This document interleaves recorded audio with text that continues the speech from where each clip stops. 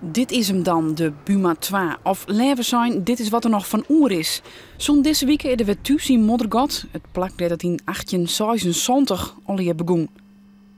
Dat kwam terug een legaat van L.A. Buma, die het in 1876 verstoor en die 12.000 goenen bestemde voor het bouwen van een reddingboot die aan een van de Friese kustplakken in actie komen moest. De bemanning behandelt geen grutte romtrog heldhaftige reddingsacties op zee. Nee, het verhaal van de L.A. Buma is super wat tragisch, want het wie al een hele operatie om hem uit het reddingsboot Huskewai oer de dik te krijgen.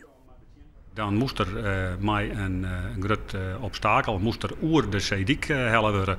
En dat gebeurde natuurlijk met mankracht. Dus het baarde ik vaak dat wanneer dat ze eigenlijk in het wetter gingen te lezen, dat de mensen al aardig achter de poest winnen. En dan moest het nog roeid worden. Dus het weer wel een verbetering dat ze letter de zeilen op hingen. Ik liet het de boot bij een veromkomst al eens boppen op een huske in plak van op het paard.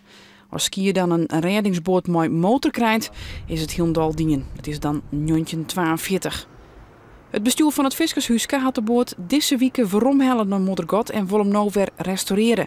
Ja, dat dient dat ik al met deze Wierumer-Aak een werkgelegenheidsproject. 30 van de 40 mensen die mij dienen hadden een baan onderhouden en zei het met dit project ik wijzen. Het geeft dynamiek voor drie kanten. Voor het toerisme is het leuk, er is wat te beleven. Nou, dat is ook goed voor de lokale economie. Maar het is vooral ook leuk om mensen die toch in de achterstandpositie hebben, om die er weer bij te trekken. Met elkaar. Dus je doet het met elkaar, voor elkaar. En dat is toch het levendig houden van de streek hier. Dat is wel nodig. Het kost het €360.000. Er moet nog €40.000 op het kleed komen. Hoe 2 jaar moeten er dan weer sa uitzien.